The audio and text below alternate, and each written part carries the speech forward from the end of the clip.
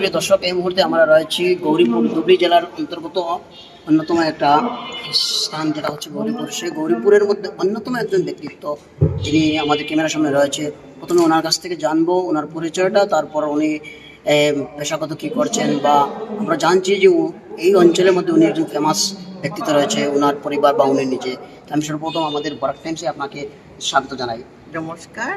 আমি আপনার পরিচয়টা জানতে চাই। হ্যাঁ, আমার নাম মৌসুমী বড়ুয়া রায়। আমি গৌরীপুর রাজপরিয়ালের একজন মেয়ে আর কি। আর আমার ঠাকুরদার নাম সবাই জানে, অভিনেতা ছিলেন, বিখ্যাত সিনেমা জগতের প্রমথেশ চন্দ্র বড়ুয়া। বাবার নাম অরূপ কুমার বড়ুয়া।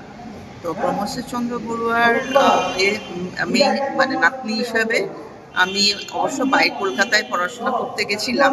এখানে পড়াশোনা ধুবড়ী জেলাতে বিএড কলেজে পড়াশোনা করার পরে তারপরে যখন আমি পড়াশোনা আর কর্মক্ষেত্র হওয়ার পরে এখন বর্তমানে আবার গৌরীপুর রাজবাড়ি অন্দরমহলেই থাকছি এবং বিভিন্ন সামাজিক কাজকর্ম বা কোনো ভালো যে এই ধরনের প্রতিষ্ঠানের সঙ্গে নিজেকে যুক্ত করার জন্য আমি নিজেকে গর্ববোধ করি। আর আজকের দুর্নীতির দর্পণ এই কাগজটা, আর এই কাগজটার যে এত ভালো একটা প্রোগ্রাম হবে সেটা আমি নিজেও, এটা প্রথম আমি প্রধান উপদেষ্টা হিসাবে ওদের সঙ্গে যুক্ত হয়েছি। তো দেখলাম যে এই অনুষ্ঠানটা খুব সুন্দরভাবে এত জায়গা থেকে, যে বিভিন্ন জেলার বিভিন্ন স্থান থেকে যে লোকে আসবে, আপনার মতন একজন মানে কর্মবীরই আমি বলবো, সাংবাদিক। আর মানে এইভাবে যে আপনি কাজ করে যাচ্ছেন, নিজের স্কুলও চালাচ্ছেন, আপনি সমাজের কাজ করছেন সাংবাদিকতার মাধ্যমে। দুর্নীতি দর্পণ আরো অন্য কাগজে হয়তো থাকতে পারে। তো আমার এটা খুব ভালো লাগলো এবং আমি আপনাদেরকে এই আমার ঐতিহাসিক শহর গৌরীপুরে আসার জন্য খুব আন্তরিকভাবে আমি ধন্যবাদ জানালাম। আমার বরাক উপত্যকার সাধারণ মানুষের বিষয়ে আপনি কি বলবেন, কি মেসেজ দিতে চান?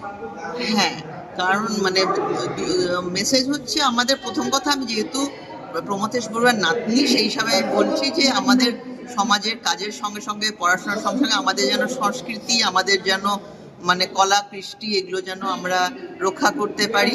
হ্যাঁ, যতই আমাদের আধুনিক মোবাইল যুগ হোক, কিন্তু আমাদের যার যেরকম সামর্থ্য যেন একটা কলা কৃষ্টির সঙ্গে যেন যুক্ত হয়ে থাকে, এটা আমি আমার সবাইকে জানাতে চাই, সমাজকে জানাতে চাই, নবপ্রজন্মকে জানাতে চাই।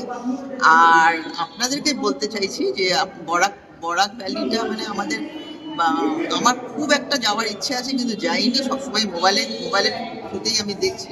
কিন্তু আমি মনে করি আপনাদের ভাষা, আপনাদের কালচার আর আমাদের ধুবড়ী জেলার ভাষা কালচার, এটা অনেকটা মিল আছে আসামের অন্যান্য জায়গার থেকে।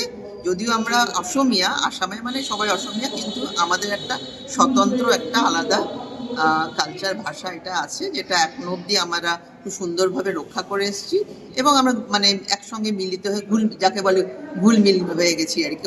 আসামের অরিজিনাল কালচারের সঙ্গে আমাদের একটা কালচারের একটা মিশ্রণ হয়ে আমরা এটা মেনটেন করছি।